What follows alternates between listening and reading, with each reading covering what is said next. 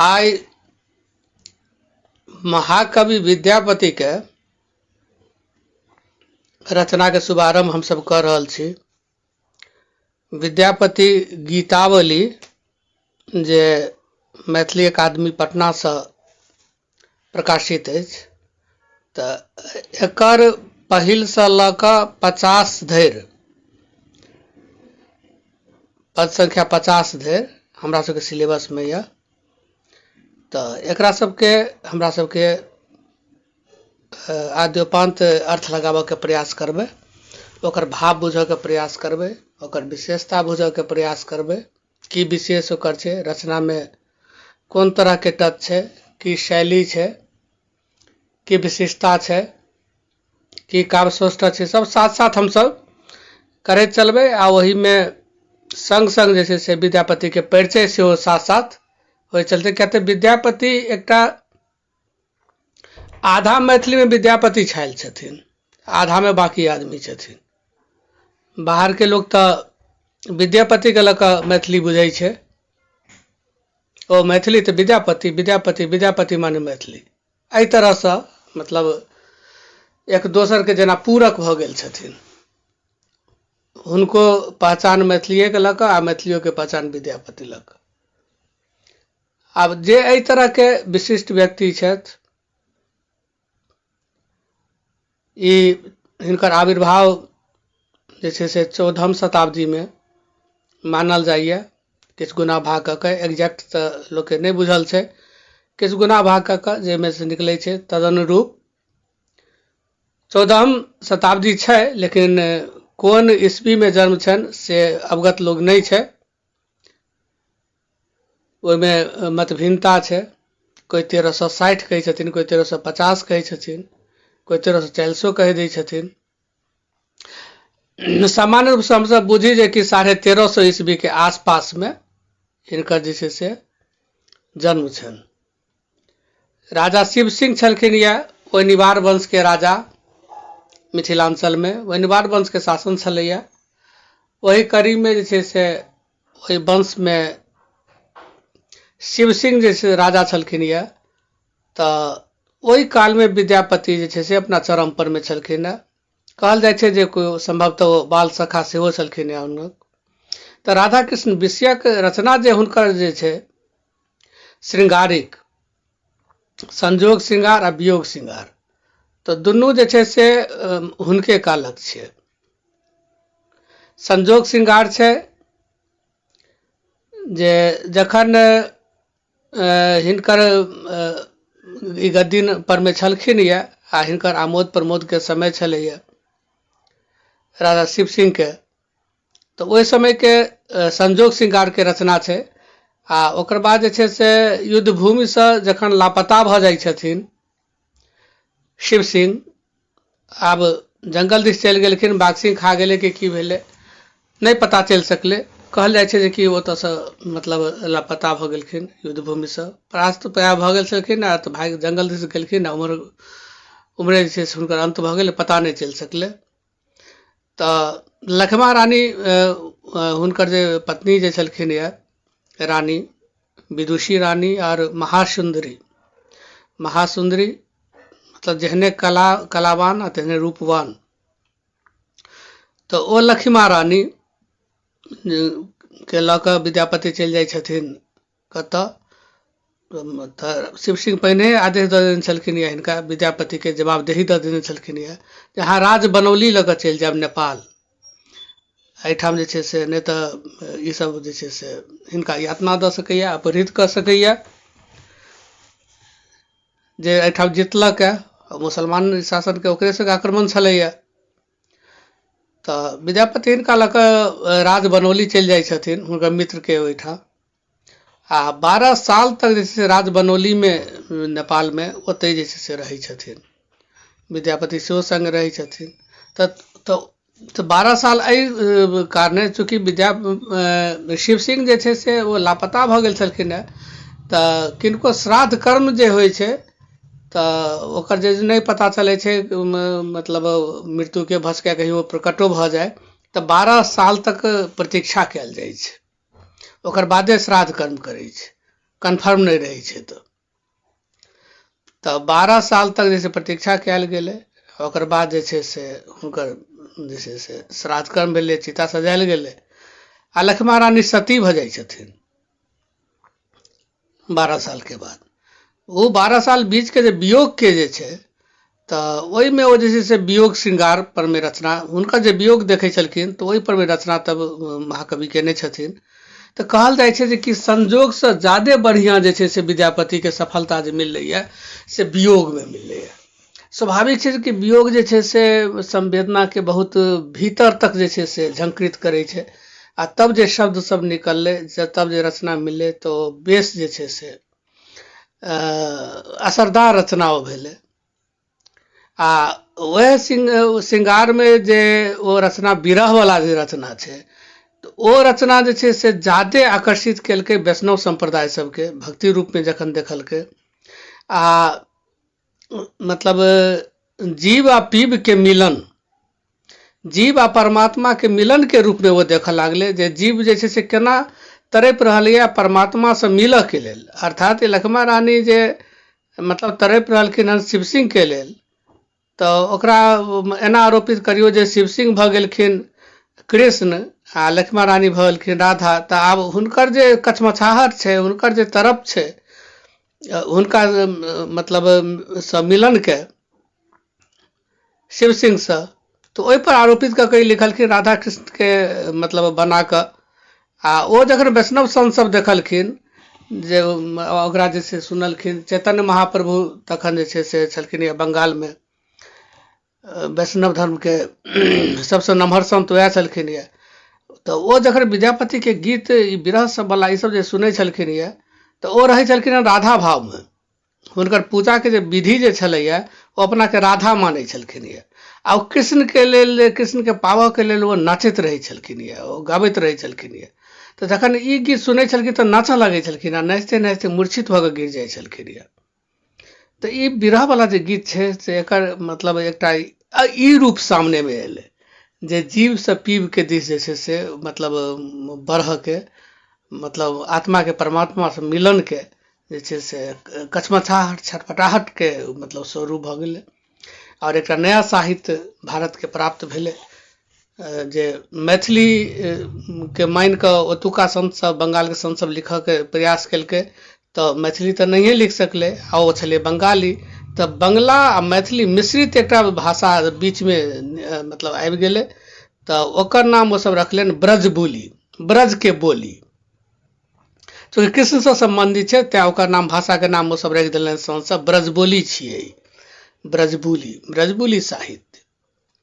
तऽ ब्रजबोली जे छै से अहाँके बंगालो में भेलै, ब्रजबोली साहित्य आसामो में भेलै। शंकरदेव जे छै से छलाहन ओहिठाम वैष्णव संत आसाम में नामी, तऽ ओ जे छै से ओतऽ अंगीकार कऽ कऽ ओकरा प्रचार प्रसार केलखिन जबरदस्त। राय रामानंद जे छै से उड़ीसा में छलाह, ओहिठाम जे छै से संत मत के प्रचार प्रसार भेलै, आ ओ ब्रजबोली जे छै से उड़िया ब्रजबोली कहेले। तऽ एहि तरह से जे छै से मतलब विद्यापति के रचना जे छै से बहुत ब्रॉड में जे छै से फैल गेलै। एकर प्रभाव जे छै से बहुत जबरदस्त रहलै। आर कह दी जे कविन्द्र रविन्द्र जे छथिन गुरुदेव, विश्व कवि जे भेला गुरुदेव रविन्द्रनाथ टैगोर, तऽ ई तखन जे छै से जखन ई चैतन्य महाप्रभु वाला जे सब जे कहलहुँ, तऽ ई असर पूरा बंगाल में छलैया। तऽ ई जखन जे छै से 22-23-25 वर्ष के छलखिन या, युवावस्था में छलखिन या रविन्द्रनाथ टैगोर, तऽ हिनको जे छै से बर्दाश्त नहीं भेलै, जे कि मतलब हमहूँ श्रृंगारी के रचना करी विद्यापति के रचना के देख कऽ, आ ई अपन नाम बदलि कऽ जे छै से छद्म नाम से मैथिली जकाँ रचना केनाइ, विद्यापति जकाँ रचना केनाइ, मैथिली मिला मिला कऽ ओ जे छै से शुरू केलखिन।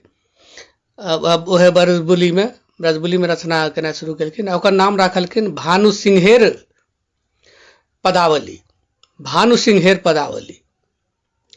रविन्द्रनाथ, चूँकि रवि माने सूर्य आ भानु माने सूर्य, तो मिला जुला कर भानु सिंहेर पदावली एहि तरह से सामने एले।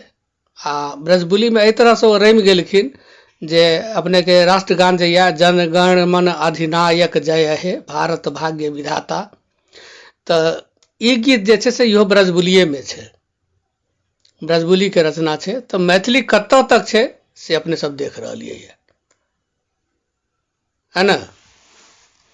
ठीक है, तो बात तो कहे के बहुत कुछ है, बीच बीच में कहे चलो हुआ करू ने, बुझलिए जी सर, जी सर। बीच बीच गाना वाला तो सर, हाँ मतलब कि हाँ सर जेना वंदे मातरम बंगाली में छै, हाँ,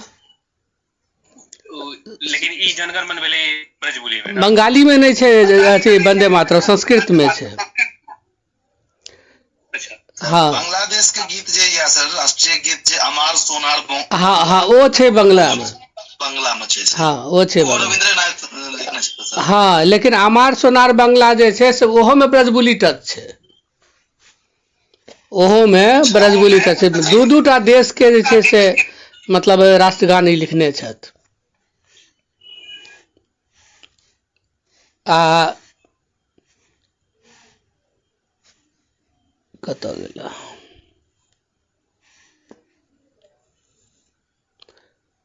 तो विद्यापति के ऊंचाई के बताबऽ के लेल हम अपने सबके मतलब कहि रहल छलहुँ है, जैसे मतलब हिनकर ऊंचाई के बुझी लागे छै जे कि हिनका तौर में सभे जे छै से समा गेलै, एहि ऊंचाई के ई कवि छलाह। जबकि बंगाल जे छै से मतलब अपना के मतलब आगू बुझल के आधुनिक काल में भइयो गेल छलैया, भओ गेल छलैया, मतलब चूँकि आधुनिकता सबसे पहले बंगाल में एलै, चूँकि अंग्रेजी सबसे पहले बंगाल पढ़ल के, हमरा सबके जानै छियै कि मतलब अंग्रेज जे अपन राज स्थापना जे केने छलै हन एहिठाम भारत में, तो 3टा प्रेसिडेंसी बनल रहे। कोन कोन प्रेसिडेंसी बनल छलैया, कोई आदमी बाजू, कौन कौन प्रेसिडेंसी बनल छलै?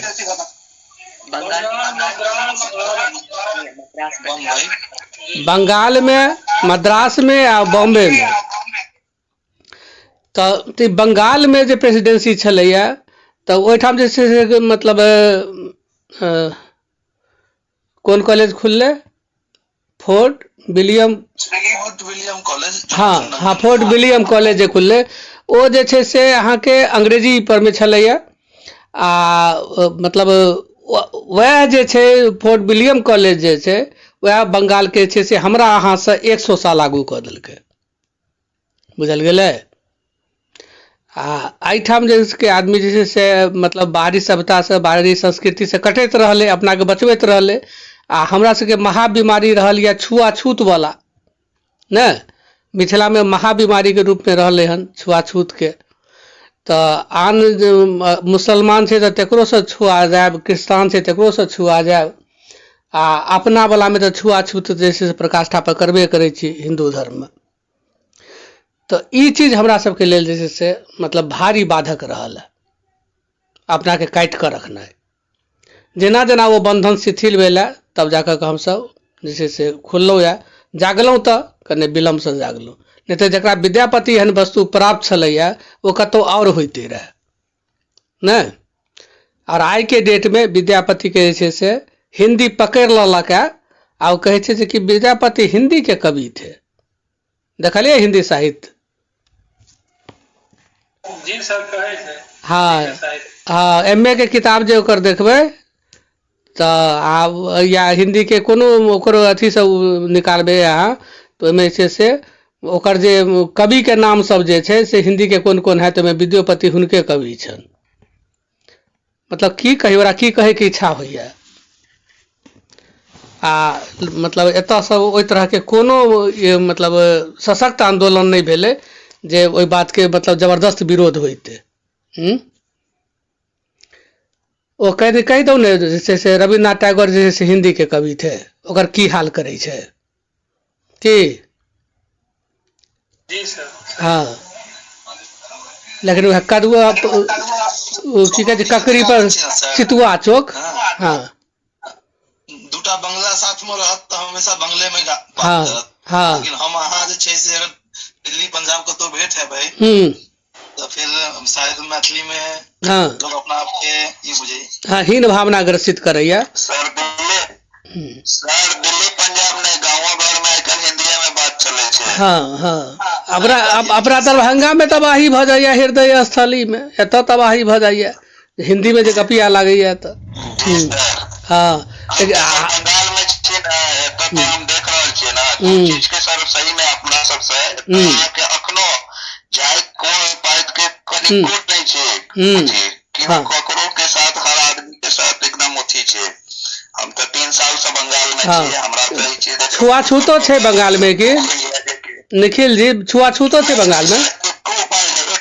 हाँ छुआछूत वाला तो जे बंगाल में छै कि जेना हमहूँ जमशेदपुर में छी, बंगाली के वर्चस्व छै एतऽ, तो बंगाली आ मुस्लिम दुनू एते क्लोज छै जे अहाँ एक दूसरा से अलग कहिए नहीं सकते। वाह, तब उष्णाई वैष्णाई एकदम सही कह रहल छै। तो हमरा सबके ई मतलब अपन कमी बुझऽ के चाही, हम सब किया पछुएलहुँ, ओहि कमी के जते जल्दी दूर कर ली, हाँ जते दूर कर ली मतलब ओते जे छै से हमसब आगू बढ़ि सकब। एखनो नहीं तो केकरो से विद्या के हमरा सब में कम यऽ कि बुद्धि कम यऽ, कुछ कमी नहीं है, लेकिन अपन जे मतलब एहि तरह के मतलब ई मेहनत कम करे छै, मेहनतियो पूरा छै तो आदमी बाहर जाइ छै तो पताका फहराबै छै। हाँ अपना घर में मेहनत कम करे छै, एतुका मेहनत कम करऽ के पाछा अलग बात छै। मिथिला के कहने छलहुँ जे एतुका जलवायु जे छै से मतलब नम जलवायु छै, नमी एहिठाम छै वातावरण में, तो जे कहने छलहुँ दीमक लागि जाइ छै, कीड़ा लागि जाइ छै अथी कागज तागज में, कोनो चीज राखै छियै तो सिमैस जाइ छै आ आदमियो सिमैस जाइ छै। ओहि नमी वातावरण के कारण जे छै से आदमी एतऽ सुस्त भऽ जाइ छै, एतऽ मतलब ज्यादा काज नहीं करै लए चाहै छै मिथिला में। आ इएह आदमी जखन बाहर निकलि जाइ छै, दिल्ली चलि गेलै, मुंबई चलि गेलै, ओतुका गरम वातावरण में चलि गेलै जतऽ नमी नहीं छै, तो ओतऽ फिर फरहर जगह काज करै छै, जबरदस्त काज करै छै। अनुभव केलिए ये सब चीज के?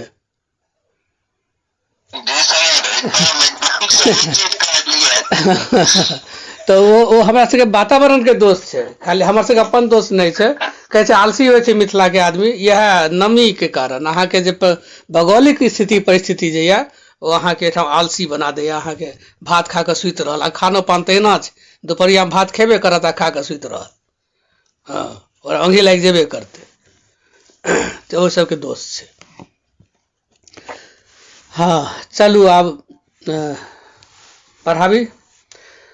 भगवती के वंदना से जे छै से आरंभ भेल छै। ई बहुत प्रसिद्ध जे छै से आ लोकप्रिय कोनो कार्यक्रम हैत तऽ जय जय भैरव के जे छै से गान जे छै से जे छै से जेना अनिवार्य अंग छै।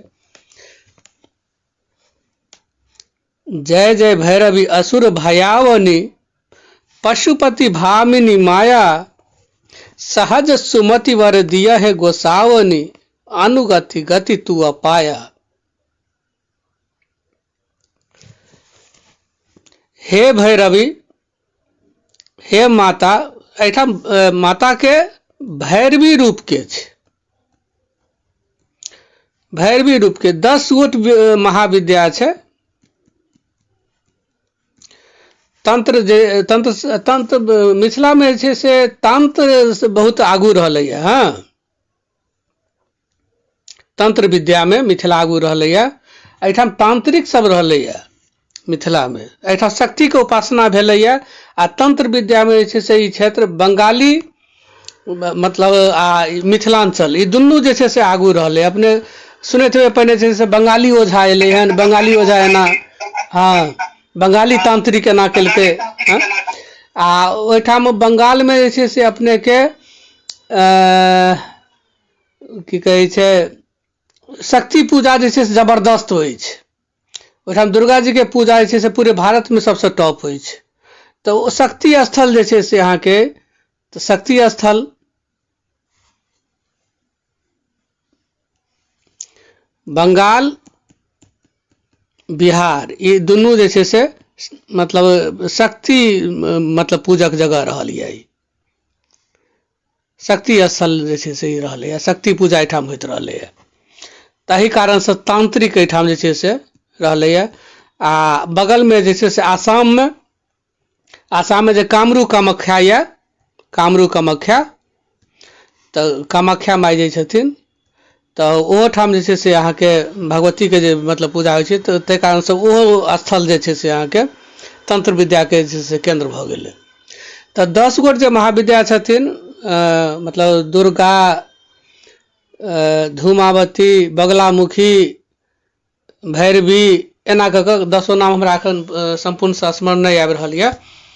तऽ ओहीमे एकटा भैरवी जे छै से ई छथिन एकटा रूप।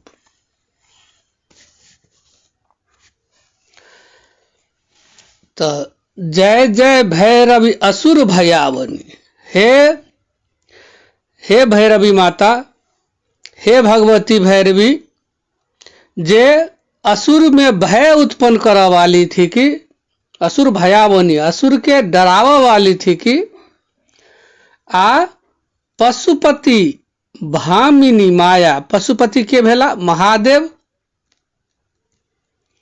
पशुनाथ मंदिर छै कतऽ? नेपाल में छै ने यौ? जी सर। हाँ तो काठमांडू में हाँ।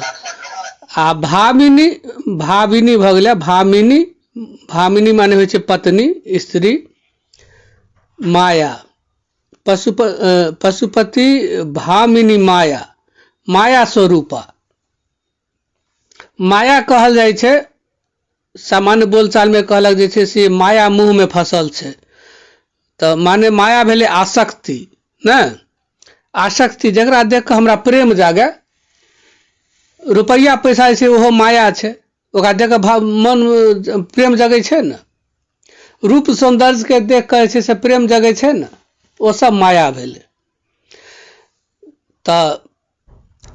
तऽ सौंदर्य शालिनी जे पत्नी छथिन अर्थात पार्वती, ताहि रूप में जे छै से अहाँ छियै जे मतलब पशुपति के महादेव के बहुत प्रिय छियै अहाँ। एक दिस तऽ अहाँ जे छै से महादेव के अति प्रिय छियै पत्नी के रूप में, आ दोसर दिस अहाँ असुर के लेल एगो मतलब भय के प्रकाष्ठा छियै, भय के सूचक छियै। अहाँ के नामे से ओकरा भय भऽ जाइ छै। एकटा के प्रेम भऽ रहलै है आ एकटा के रीढ़ में ओकरा भय दौड़ जाइ छै अहाँ के नाम से। सहज सुमति वर दिया है गोसावन, सहज सुमति दिया। देव स्थान जाए तो ई नहीं जे हमरा टका दिया पैसा दिया, हे भगवान हमरा ई द दिया ओ दिया, नहीं, सहज सुमति मांगियो। सुमति केहन जे कि एकदम सहज रूप से, कुमति हमरा नहीं हुए, सुंदर मति हुआ, नया हमरा सुंदर विचार हुए, हमरा हरदम नीक रास्ता दिखाई पड़े। सहज सुमति वर दिया है गोसावनी, हमरा वर दिया, वरदान दिया सुमति के। अनुगति, गति तू अपाया, अनुगति, अनुगति कहल जाइ छै जे मतलब हमर जे मतलब कदम जे है से अहाँ दिस हैत, अनुगति, अनुगति वह भेलै।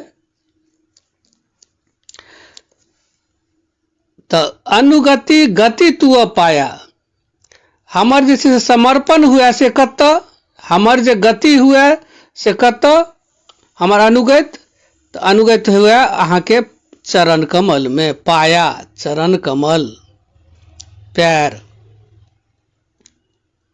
चरण कमल दिस हमर गति है, यानी हम अहाँ के शरणागत रही।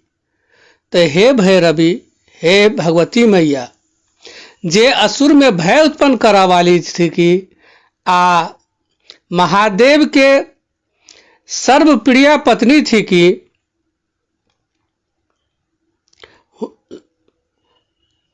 जकरा से महादेव अशेष प्रेम करै छथिन,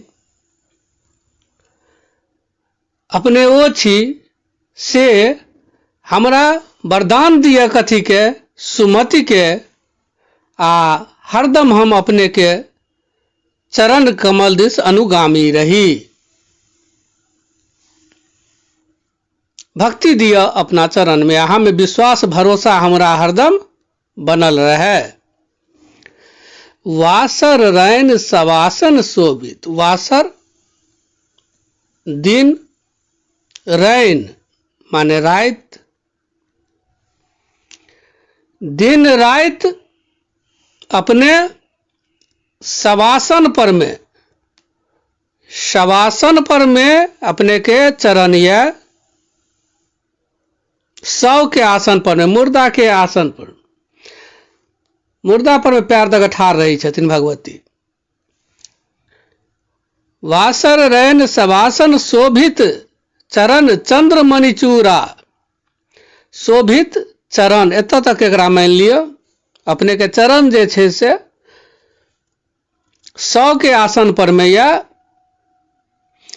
आ अपने के चूड़ा में, माथा के केस में चंद्रमणि चमक रहल यऽ। चरण एतऽ तक चंद्रमणि चूड़ा, अपने के चूड़ा में, अपने के मस्तक पर में, अपने के केस में चंद्रमणि सुशोभित अछि। कतोक दैत्य, कतोक दैत्य मारि मुख मेलल। अपने कतेको दैत्य के मारि कऽ मुख मेल लली, मुंह में ठूस लेलो, मेल लली, खूब का मुंह में चिबा गेलो, ओकरा मेल लली, मिला देलिए। आ कते उगल कर कूड़ा, कते के चिबा गेलिए आ कते के मुंह से कुर्रा जका उगल के फेंक देलिए। विकराल रूप छन भगवती के। सामर बदन नयन अनुरंजित। श्यामला शरीर है अपने के। सामर बदन, बदन एठाम ई बदन माने हेते मुखमंडल, चेहरा। शरीर से मतलब एतऽ नहीं छै, कोनो फारसी शब्द नहीं ने छै, ई फारसी भऽ जेतै बदन। ई जे छै से वदन, वदन माने मुख, मुखरा। सामर बदन नयन अनुरंजित। चेहरा जे है अपने के से श्यामल रूप अछि। आ आँखि जे या नयन आँखि ओ अनुरंजित या, रक्ताभ या, लाल या, ललोन या आँखि। श्यामल चेहरा पर में ललोन आँखि केहन लागि रहल है। सामर बदन नयन अनुरंजित। जलद जोग फूल कोका। जेना जलद, जलद माने मेघ,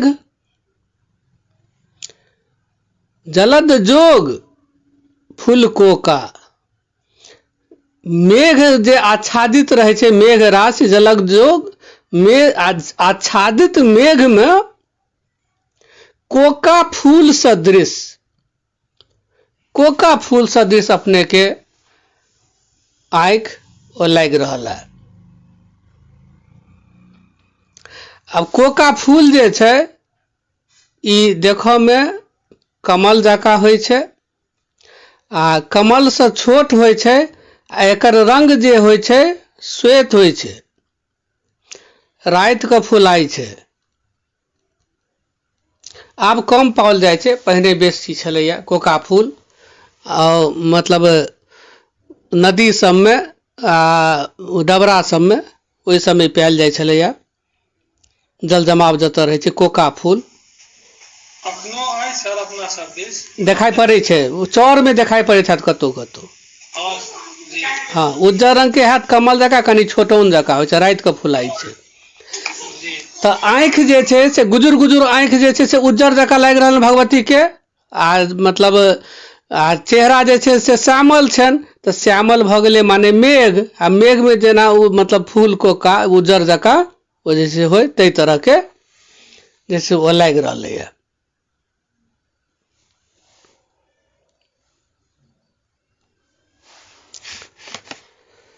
कट कट बिकट ओठ पुट पाररी लिधुर फेन उठ फोका। आ दांत जे छै से यहाँ एकदम विकट रूप से कट कट के आवाज कर रहल है, एकदम अपने रौद्र रूप में छियै। आ ओठ पुट माने दुनू ठोर, दुनू ठोर जकरा लिप कहै छियै, दुनू तो दुनू ठोर केहन लागि रहल ये, पुट ओठ पुट पाररी, पाररी जकाँ। पाररी भेल अपने के तिलकोरक जे छै से फर रहैया, देखने छियै सर कोन रंग के रहे छै तिलकोर के फर? सर लाल रहे छै, पाछा पाकि जाइ छै तऽ कनि पाछा में हल्का हरियर जगह रहे छै। हाँ, लेकिन जखन पाकि जाइ छै तो शुद्ध लाल होइ छै ने, एकदम डीप। टमाटर जकाँ सर। हाँ, तो ठोर ओहिने लाल छै, पाररी जकाँ। अपन देशी जे चीज छै तकर उदाहरण देल गेलै है। कोका फूल, पाररी, ई सब मिथिला के विशेष चीज छै, ई एकर विशेषता छै एहिठाम। ई नहीं छै कि देश के कोनो कोना में पायल जा रहल छै तकरा से तुलना एहिठाम कऽ देलियै, से नहीं छै। तऽ ई विशेषता भेलै एहिठाम, पाररी कोका सब। लिधुर फेन उठि फोका। आ तकर बाद और की भऽ रहल है, दांत कटकटा रहल ये, ठोर एकदम लाल भेल ये। आ चूंकि राक्षस सबके ओकरा सबके जे खा रहल ये, कूड़ा कऽ के जे फेंक रहल ये, तऽ ओकरा फेन से जे छै से फोका जकाँ अहाँके लिधुर फेन उठ फोका, अहाँके मुंह से फोका जकाँ बाहर बुझा रहल है। लिधुर माने खून। घन घन घनन घुंगर कटु बाजे, कटी बाजे। कटी माने कमर, डाढ़, डाढ़ में कमर में घुंघरू बाजि रहल छनि, घन घन घन घन घनन घनन। आ हन हन कर तू काता। आ अहाँ जे संहार करय में जे लागल छियै, काता जे अहाँके चलि रहल ये से एकदम हन हन कर रहल है। कटार जे अहाँके काता, कटार जे ये से अहाँके हन हन कर रहल है। एकदम रौद्र आ भयानक सभे रूप छै एहिठाम। आ वीर रस सेहो छै, सब एक साथ चलि रहल है। विद्यापति कवि तू पद सेवक, पुत्र बिसरि जनु माता। विद्यापति कवि कहै छथिन जे हे माता, हम अहाँ के चरण के सेवक छी, आ जे अपने के रूप स्वरूप अछि, हम ओकरे जे छै से अपना हृदय में रखने छी। हम अपने के पुत्र सदृश छी, तऽ तें माता बिसरि नहीं जेबै। क्लियर भेलै? जी सर। जी सर। कतौ दिक्कत? नहीं सर नहीं, बहुत बढ़िया जकाँ भऽ गेलै, दिमाग में व्याख्या के प्लान बनि गेलै। बन गेलै।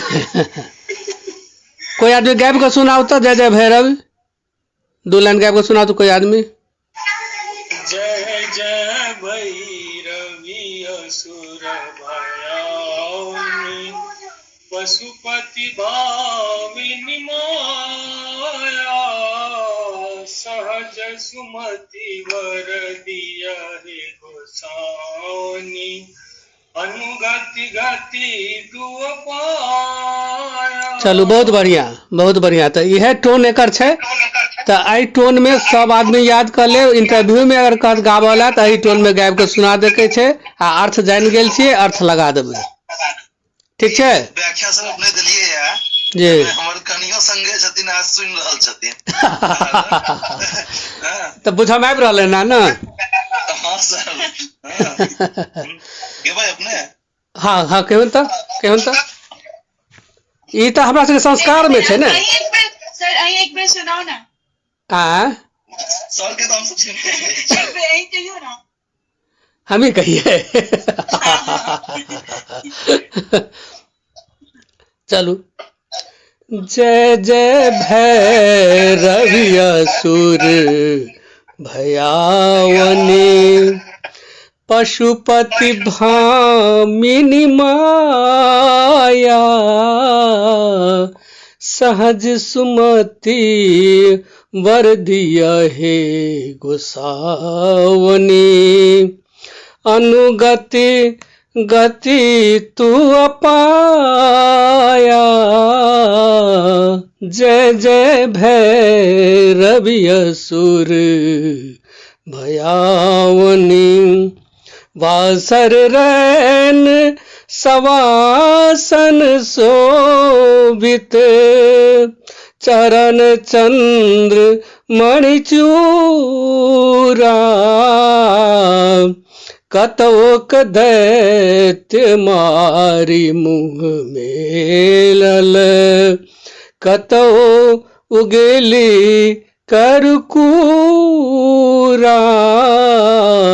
जय जय भैरवी असुर भयावनी सामर बदन नयन अनुरंजित जलद जोग फूल को का कट कट विकट ओठ पुट पाररी लिधुर फेन उठ फोका जय जय भैरवी असुर भयावनी घन घन घनन घुंघरू कटिबा जय हन हन कर तू अकाता